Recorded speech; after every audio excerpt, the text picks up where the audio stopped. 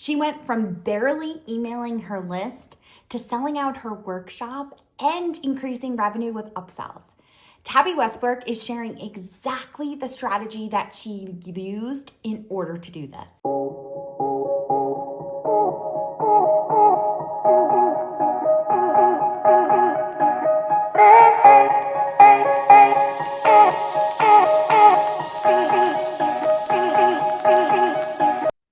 Hi, Tabby. Welcome to the podcast. How are you?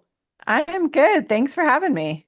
Of course, I am so excited about this conversation about the power of sales, email marketing, and how you were able to sell out your workshop and increase revenue with upsells. But before we actually jump into that, will you introduce yourself and your business? Tell people exactly what it is that you do. Absolutely. My name is Tabitha Westbrook, and I am a licensed counselor supervisor, certified in just about everything under the sun. There are a lot of letters after my name, so I won't bore your audience with all of them, but we call me alphabet soup in my practice.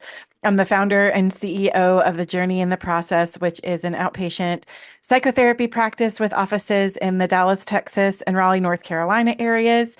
And I am also the author of Body and Soul, Healed and Whole, an invitational guide to healthy sexuality after trauma, abuse, and coercive control. I absolutely love it. Okay, so Tabby, can you share what inspired you to create your workshop in the first place and tell them a little bit about what the workshop was at the date of this recording? Because I kind of need to preface this so it makes a little bit more sense, I think. We are recording right before Christmas, about 2 weeks prior to. So, time of year wise, you can kind of see why the workshop was what it was. Go ahead. Yeah, so the workshop itself was called Tears, Tinsel, and Triggers. And it was to help parents who have kiddos with sensory issues or trauma, trauma responses are a whole thing in the lead up to Christmas and the winter holidays because there's all kinds of schedule changes and all kinds of things that happen. Your normal isn't normal. It's good and it's fun, but there's a lot of activity, a lot of stimulation. And for a lot of families, this happiest time of year is sometimes not super happy. Yes. Oh my goodness. As a parent, I can so relate to that. I think it is the most stressful time of year, regardless of whether what sort of background you have with your kids. It can be a lot. So, before you were launching the workshop, what were your expectations around sales? Did you think it would do as well as it did? I did not. I did not think that at all, actually. I was hoping it would do okay. I knew it was good material. I knew that it was what folks needed. I hear a lot, particularly in the survivor of domestic abuse community, the struggles that they have in their parenting in this time of year.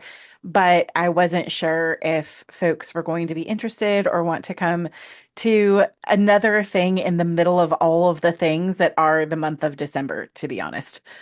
Yes. It's so needed though. And one of the things I have to say, and I told you this yesterday in our coaching call that I have absolutely loved about you, is that you understand the value of what you provide. You have confidence in knowing that the transformation you are going to bring to people is really going to impact their lives. And I absolutely adore that about you. So it wasn't a matter of you thinking that the workshop was crap. You knew it was awesome. It was Mhm. not knowing if the timing was going to work and the sales process. Had you sold to your list prior to that workshop? In little bits and pieces, occasionally I would send out something that was like, hey, we're doing a thing, whether it was a new group in the practice or a webinar or something that might be helpful. But it was really, I'm going to use the word tentative. I wasn't asking for folks to sign up in a very bold way. I was like, we know maybe if you kind of want to, like that'd be cool and all. So it was kind of really like not very inviting, honestly. And why do you think, well, I know the reason why, but I want to know why you kind of approached it that way, your email. I think because there are a few reasons for me. One is that I care very deeply about our clients And I know because so many of them are survivors of horrific situations where they were taken advantage of and uncared for by another person that I never want to be that person. I never want my practice, my clinicians, any of us to be what they have escaped ever. And I really care about their well-being. And so I didn't want to bother anybody. I didn't want to give some hard sales pitch and, make them feel like I was using them because I am not. What I want to help them do, what my practice wants to help them do is heal and be their most amazing selves. And so I think I was really afraid to just say, hey, I've got this thing and it really could help you. I was afraid to be too pushy. Yes. And I think watched you, especially through Mastermind, go through a little bit of a transformation yourself where you started to intentionally email more consistently with a call to action for the value that you naturally provide through your podcast and YouTube. And do you think that that made a difference in your sales for the I workshop? think so. I think so. I think people got a little more used to hearing from me. I mean, truly, like I might have emailed prior to really kind of getting a little more granular with this every 3 to 6 months. Like it was not consistent. And I think in some ways, as I've had to process through that, it's not fair to the people that we serve to not talk to them. And what I mean by that is we really do offer something special. We really do offer goodness and we really want to help. That is part of my core ethos. And as I looked at what my own values were, I'm a woman of integrity. And what kind of integrity is it if we have these good things and I never tell you about them? And that was really one of the things that started to help me turn the corner was I have, and other people might disagree, but I know my people. I have the best trauma trained staff, whether they are coaches or therapists or biblical counselors on my team. We are so aware of the harm of abuse and so aware of how people are hurt that we are super careful, but we offer really good information and we want it to get out there to people. And we have these groups and retreats, and I wasn't telling anybody. And I wasn't telling anybody, like, hey, I wrote this blog. Our team wrote this blog that could help you. It could give you some goodness. It might be a drink of water in a desert. And I'm just not telling you about it. And I'm like, that's not fair. It's not right and it's not good. And that's not sales. That's me telling you I've got goodness. And then you get to decide what you do with it. And I think that was the other piece for me that was a shift was I can tell you about it and then you get to decide what you do with it. And that's that core ethos that I have of you keep your own autonomy. And so you can open the email or you don't. You can read the email and not click through. You can click through and read the article. You can take advantage of one of the things that we are offering or not. You get that choice. But if I don't tell you it's there, I'm actually taking choice from you. And I had to sit with that and go, ooh, I feel very called to the work that we're doing. I feel very called to serve the people that want to hear what we have to say. And am I helping them if I don't tell them we have stuff? And I wasn't, and that wasn't cool. Yes. Oh my goodness, preach. I love that. Just because I think that that's something I've said often. I will tell people, and it kind of puts them on the defensive, but I'm tell them that they're being selfish by not sharing because you're not helping them with the problem that you can solve if you don't share the information and put it out there and let them know that it's there. So, walk us through your sales email marketing strategy. What did you do differently this time? Well, I sent emails for one thing. That's probably the first thing, as opposed to having zero strategy and sending no emails or sending one being like, hey, oops, maybe you want it, maybe you don't, whatever. I actually got serious about I need to send this enough because I know my own email box. And you get a lot of things, and especially this time of year, as you said, we're recording this around Christmas. There's just a lot of communication. And so it's easy to say, oh, I want to do this and leave it and then like mark it red. That is like my fatal flaw. If I mark it red in my email, I may never see it again. So I tend to leave things unread, which also brings me anxiety because there's a lot of things unread that I still need to work on. But I thought about like, if that's me, if that's my own situation, and that of so many others that I talk to, just in my life, whether they're friends, whether they're clients, then I'm not the only one, right? And so I need to hear things multiple times so that I remember to do it. And so I said, okay, I'm going to get serious about sending more emails, not spammy ones, not obnoxious ones, not pushy ones, but ones that are like, hey, I see you, I care about you. These are things that could really be helpful for you. And I want to throw this out there to you. And then again, giving our clients, our email list, the chance to say yes or no to it, to have the autonomy, the personhood to make that choice for themselves and not taking it from them. And so I sent way many more emails than I have ever sent. I was very anxious. I could feel it in my body. And I was just like, okay, I'm going to breathe through that. I'm going to remember my why, that I want them to have this goodness if they want it. And if they don't, that's totally fine too. But if they don't know it's there, then they won't have it. So I sent more emails and was clearer in them and also really was careful to make them shorter. I think there was a time in my life back in the day before you and I had a conversation about what are you doing, that my emails were too long. And it was helpful for me to pare them down because what am I really giving you? You do not need, and it reminded me of those recipe blogs that you go to that are like 700 feet long. And you're like, can I just jump to the recipe? I just need to know what to go and get at the store. Right.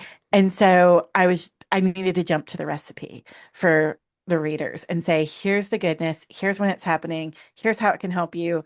And here's the link. And that's it. And so I think paring it way down so that folks could have a better idea of what I was offering without having to read 700 years of prose. I mean, certainly I can talk and that's lovely and all, but it's really not helpful when you just need to know what I'm trying to say to you. Yes. Oh my goodness. I think over years I've watched my own emails get shorter and shorter. And it's because when I go into my own inbox, if I have to swipe more than twice, I'm deleting it without reading it. It's too much. And with my old eyes, two swipes is not a lot of actual sentences because of the size of the font that I need to have it at. So I think that that's just so important that you have adjusted to the times. We know that people are busy and they don't have a ton of time. They want you to get to the point and help them. And that's what you really have done with those emails. And they were still sales emails. And I think when people hear sales, they get like cringy, right? It makes us Yeah. nervous. But really, all a sales email is something that has a call to action. It just tells them what they should do to how to solve the problem. That's it. Yeah. And I'll tell you one of the ways that I was able to help myself in that regard, right? For me, they're invitational emails. I'm not even going to call them sales because I certainly want people to come into the things that we have. They are good. They are really good. But I also want to invite you. And one of the things that is a core ethos of mine, so I also teach domestic abuse advocacy training, and I do all of our grounding exercises in that class. And I always tell people it's an invitation. An invitation is something you can accept or decline. And so if I don't invite you, though, you don't again have that opportunity. And being invitational to a population that doesn't always get to have a voice is really important to me. So instead of me feeling like the word sales, which can feel smarmy, I think we think of used car salesmen, and every therapist and coach that I know has a hard time with wanting to be equated with that because that's not who we are, or at least not most of us anyway. And so for me, I'm just giving you invitations. I'm giving you an invitation to a group or a workshop or a class that we have or an online event, or I'm giving you an invitation to read a blog that I think will have information that could help you or encourage you. I'm giving you an invitation to listen to my podcast or watch a video. I'm giving you invitations. What you do with that is up to you. And I did find this was one of the things that surprised me because not only did I use my email list, but I also posted on our socials way more than I ever do. And it was very consistently done. And one of the things I got back was, oh my gosh, I'm so glad that you sent this again. I had wanted to register and I had forgotten.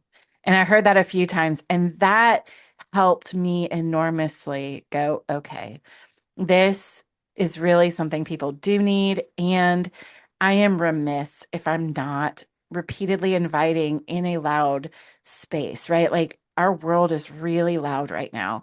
And there's all kinds of information coming at us. And it can be so hard to lay hold of the pieces that we need, that we want to engage with. And so it's easy for something to just go flying by and you didn't grab it. And so I want to give it another flyby so that if it's something you want, you can grab it. Yes. Okay, so I want to ask your permission for something. Can I start calling them invitational emails? Because I think that Yeah, is it's such a shift, but it's just a word, but it is such a it made me feel even better hearing it come from you, hearing you say invitational email rather than sales email. So if I have your permission, I will start calling them that instead of sales emails. So I love it. absolutely. Absolutely. And I think honestly, like when you're doing the letting people know well, that's really what it is, right? You know, I want you to know these things are there because I want to help you. That's why I got into therapy in the first place. It's why we've built the practice that we've built. It's why we do things a certain way, and why I'm very careful about how we present things out in the earth, if you will, because it matters to me how people feel when they interact with us. Because you come to a therapist not in your best hour, right? You are engaging with our stuff because you have seen some things and they were not good things. And I want from the moment that you interact with us from our websites to any communication that we give, I want you to feel welcome. I want you to feel loved, and I want you to have that internal sense of safety in your body as you deal with our stuff. And so when I am sending things out to invite you to what we have, I want you to feel cared for in that moment. And that's hugely important to me. Yes. Oh, I love that. So let's talk upsells. What upsell did you include and why that one to the workshop?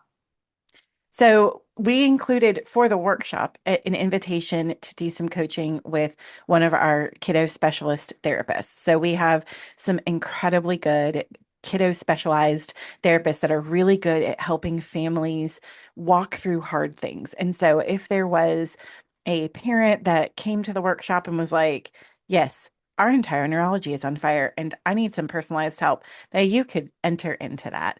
And then we also had a separate offer going on at the same time, which was a mindful connection class that I wrote years ago that I've added a private podcast to, which makes it a lot easier. So look, do people want to sit in front of their computers and learn? No. Would I rather they learn beside a lake? Also, yes. And so you can take this and listen to the lessons on a podcast, which is really awesome instead of having to like sit in front of your computer and watch a video. And we wanted to offer these in tandem because helping you regulate your own internal world helps you regulate your child's internal world. As parents, we are the thermostat. My friend Lynn, who is a fantastic child therapist out of Houston, Texas, I want to give her a shout out because I love her so much. She has used that language, and I love it so much about we are the regulators, we are the thermostat, we are the 72 degrees. And so if you're able to connect and be in the present moment yourself, then you are able to help your child do that. And that really sets the tone and is really, really helpful. And also, you respond instead of react. And then the other piece that was also an option if you got the Mindful Connection course was our stress and crisis management course, which is what to do when it all hits the fan. And what does it do often this time of year, particularly if there's a full moon? It all hits the fan. I don't know about you, but it's felt like the last few years were dumpster fires, if I'm being honest. And so to have these resources there so that people could have them as they walk through the how do I want to do holidays differently so that we are not in the middle of a meltdown like 90% of the time, which it sometimes feels like for families. And you're dealing with your own stuff, particularly for survivors of abuse. You often have to share your child with someone that is not your favorite co-parent. They are very mean. Abuse often continues after divorce or separation. And so parents can feel really frazzled and it's really traumatic and hard. And so if you're able to settle in your own internal world a little bit. It's going to make all of it that much easier, including those moments of grief when you have to be without your kiddo or your life doesn't look the way you'd hoped, which I think honestly extends to many people that this is not where I thought I'd be in this world, in this moment. And so being able to really dive into that and manage those big feelings, we wanted to say, here is a silver platter with lots of beauty and skills if you want to take it. Yes. Oh my goodness. So, so very good. And I do. I think that those next invitations were a perfect connection. They just made so much sense. And the fact that you quoted Lynn, it's funny because Lynn is on the podcast in two more episodes after you. Coming in, sharing her kind of the journey that she has gone through with her business. But yes, that regulator, it's just so important, not only during holidays, but all year long. Just Right. know how to not react and instead respond quietly. And it's not always our best moments. So No. let me ask you this. What did this workshop teach you about the power of your email list? That my email list isn't going to be mad at me, which how many of us think, oh, somebody's going to be mad at me for fill in the blank, right? And look, there are people out there that will be mad at us no matter what we do. It's life. Life gets lifey. People are peoply. But my email list is there because they've asked to be there, right? At some point, they filled out something, said yes to something to get on the email list and to become part of where we invite and have community. And they're not going to be mad at me. And if they don't want to stay on it, there's the beauty of unsubscribing. And I don't get offended. Like, I think everybody looks at their unsubscribe numbers and feels a little bit icky sometimes, like, oh, darn, what was it me? And it's like, well, maybe it wasn't you. Maybe it's just like there's 700 things in their email and they don't need your services right now, or they don't need, your information right now, or they got on there by accident because they filled out something else. And okay, cool. And I don't take it personally. But the ones who are there who stay, they're the ones who say, we really value what you are offering us and we want to hear about your invitations. And so I have relied on that and learned to lean in. And one of the things about me personally, and people have probably figured this out, I really like people. I really like to help people and really like to know stories and be engaged. And I realized that I was missing out. Our company was missing out. My other therapists were missing out because we weren't engaging with these people who said, we want to know, we want to hear. And I think that helps me again, and knowing they have the autonomy to open or not open, click or not click, subscribe or unsubscribe. And I'm going to use a B word, a burden, which for every trauma survivor ever, and I am a trauma survivor myself, I think that's how you become a trauma therapist, if I'm not lying. Do your work first, though, if you're in school and listening to this, like do your work. Do not people with, people in hard places unless you've done your work. So you got to do your healing work first. But there's still that part, right, that just says, I don't want to be a burden. I don't want to be a bother. And by virtue of the fact that they have signed up for our email list, I'm not. And Right. again, they get the choice to open or not. Yes. So, what would you tell someone that feels like they're emailing their list too much? Like, don't spam people. Like, if you're sending out three emails a day, you're probably out of balance. Look for balance in all things. But, if you're sending out a few emails a week and they're valuable, right? Know your why. A long time ago, I read the book by Simon Sinek called Start with Why. And it resonated with me because that was very much how I saw business anyway, was why am I here? Like, why am I doing this? And for me, my why is there are things that I know about life and living and healing. There are things that my team knows about those things. And I want to tell you, I do not want to gatekeep goodness. So I want you to know. And so if that's my why, and that's what's fueling my emails, then a few times a week is really reasonable. If I write a stellar blog, which I did this week, by the way, it is all about junk journaling, which is super fun. And if you know that this is awesome, cool stuff that could really be helpful to people, like, why wouldn't I want to tell them? And so everybody this morning got an email from me with that blog linked in to say, hey, this is really cool. And if they're like, not for me, then they don't have to open it or click through. If they say, oh, that sounds neat, I want to know more, then they get to read about it. And so I'm not a bother. I'm not a burden. I'm not doing something that's outside of my own value system. And I'm hopefully helping people in the process. Okay, so my listeners are business owners. Most of them are women that are getting pulled in 18 different directions. A lot of them have kids. Tell me about your 5 minute nervous system reset. Oh, this is such a fun thing. My version of fun. Let's be clear. So when our neurology is on fire, whenever you're listening to this, you're probably like, there's 7 million things going on, and I'm about to lose my tacos and pull out my hair. And I'm like, I hear you. This helps us get back into our bodies and work on that internal regulation, our internal thermostat, so we can get back to 72 degrees. And they are simple, simple practices that do not cost anything other than a little bit of your time to do. And they are just meant to be little bite-sized, help me take that breath. Help me breathe into this. And so they're just super simple things that people can really access. I always encourage people, like, if you download this resource, throw it on your phone, like maybe screenshot some of the ones that really lean in for you, so that when you're like, hi, I'm here at the park with my child who's like laying in the dirt and trying to eat mulch and whatever little children do, right? They're licking doorknobs and things during flu season. And you're like, oh no, don't do it. That you can take that and go, I need to take a breath.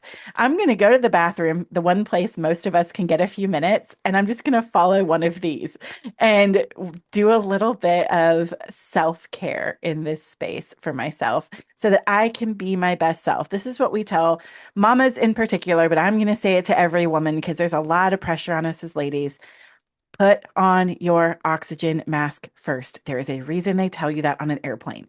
You are not good to anyone else if you cannot breathe. And these help you put on your oxygen mask. And the cool thing is, the more you practice them, the more you build those neural pathways. And so then, as you start to engage in them more frequently, you can start the exercise and notice your body shift.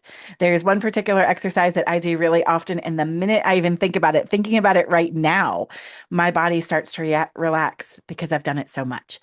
And so you will build this habit, just like kind of running a marathon or lifting weights, but for your brain, that helps your brain calm down and helps your body calm down. And it's really helpful. So I recommend it for everybody.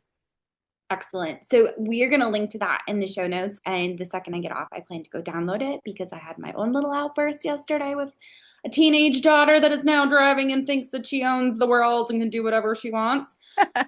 Definitely could have used something that would have regulated myself rather than screaming the way that I did. So we're going to make sure that that is linked so everyone can go and grab that for themselves. Tabby, I truly appreciate you so much for taking the time to speak with me and share your knowledge with my audience. Absolutely. It has been so fun to be here, and I hope that it's helpful. I hope it helps people make the invitation to their list and know that you're not doing something smarmy or icky. You're just inviting someone into a different space with you.